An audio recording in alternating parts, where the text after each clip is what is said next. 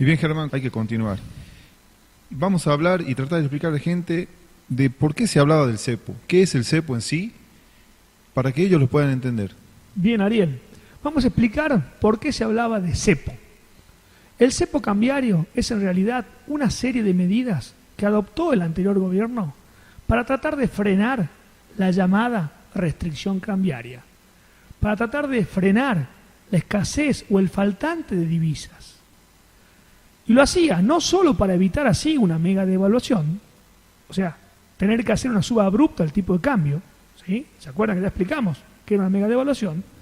Para tratar de evitar sus nefastas consecuencias justamente, sino que también lo hacía para tratar de cuidar, reservar, orientar el stock de divisas que tenía o que ingresan al país para comprar, importar los insumos, las materias primas necesarias para poder producir más, para satisfacer esa demanda agregada que venía siendo creciente en los últimos años.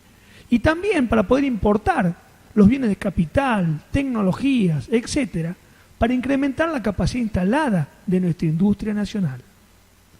Es decir, que el llamado cepo tenía por objetivo direccionar los dólares que ingresaban o que disponía nuestro país para incrementar la producción y nuestra industria, y no que se los lleven los especuladores para atesorar o se fuguen al exterior. ¿Se comprende, Ariel? Sí, era una serie de medidas. Hasta ahí vamos.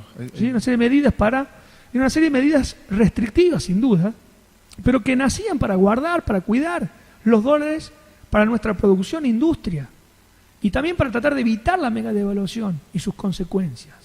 No era un capricho de alguien, sino que tenía sus fundamentos y sus objetivos sólidos y loables. Eran para poder producir más e industrializarnos, y para tratar de evitar el verdadero problema de fondo, que era tratar de evitar la mega devaluación. Se implementaron para defendernos de las consecuencias de una mega devaluación, Ariel. Ahora, si se logró o no, es otro cantar. Lo que sí hay que tener en cuenta de que su objetivo era loable, y el anterior gobierno pagó un costo político muy alto por esto, ¿sí? Porque justamente los grandes medios de comunicación y todo el mundo fogonearon y crisparon mucho a la gente con este tema. Es más, terminó siendo la forma en la cual se lo anunció, la eliminación del cepo.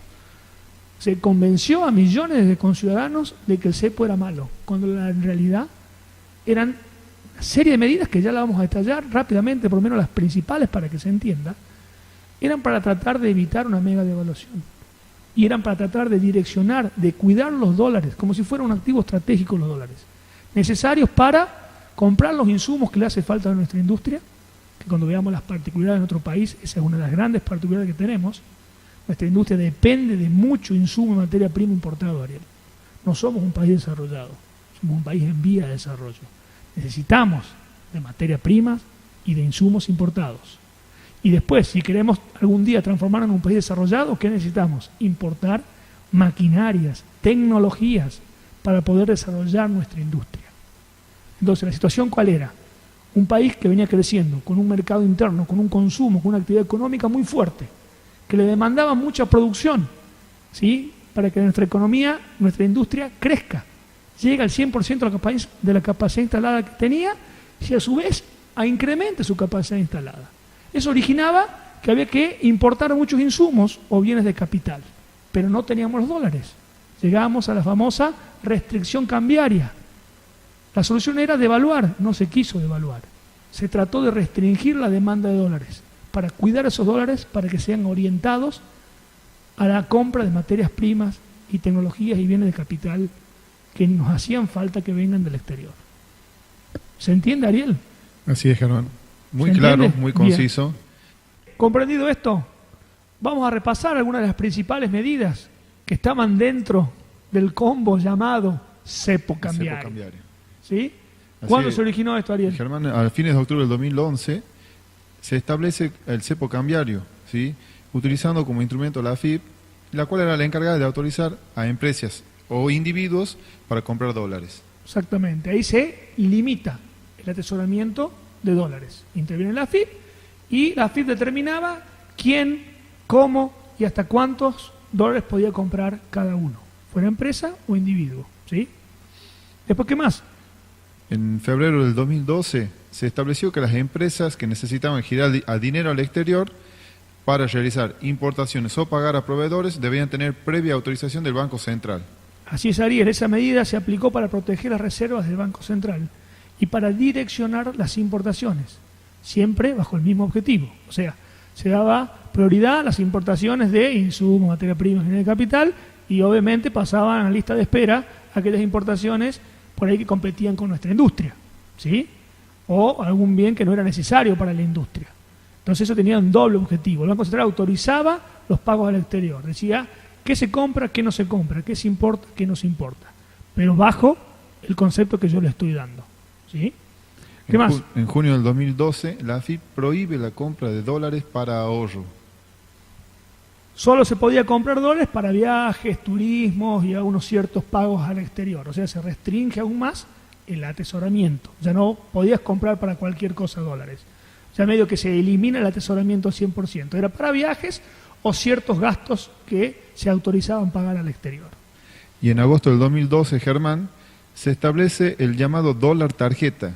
Está bien, ese dólar tarjeta fue muy cuestionado, muy resistido, porque era la gente que se iba al exterior, gastaba allá, tenía que tener una cuenta bancaria acá, no podía llevarse los dólares, sino que gastaba con débito en el exterior y se le cobraba el 15%, después llegó hasta el 35% el gasto en concepto de ganancias. ¿Sí? O sea, si vos te ibas afuera, no te llevabas el verde en la mano.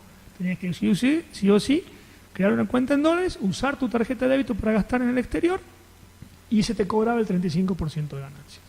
Te obligaban a blanquear. A pagar el impuesto por menos. ¿Sí? Conclusión, Ariel. Todas estas medidas, en estos ejemplos que hemos dado, hay muchas medidas más. Estas fueron las principales. ¿Sí? Tenían ese objetivo, Ariel. Tenían el objetivo de resguardar, de cuidar, de reorientar los dólares que ingresaban o que el país tenía. ¿Para qué?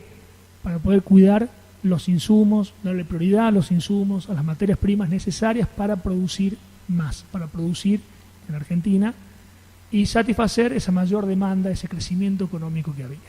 Ese era el objetivo del cepo cambiario. ¿Sí? Fue demonizado. fue el caballo de batalla por el cual fogonearon todos los grandes medios de comunicación, economistas, y nos hicieron creer que éramos menos libres, porque existía un cepo cambiario, cuando en realidad era que estaban defendiendo los intereses de todos nosotros, tratando de evitar una mega devaluación y de orientar y direccionar los dólares como si fuera un activo estratégico. Comprendido esto, continuemos.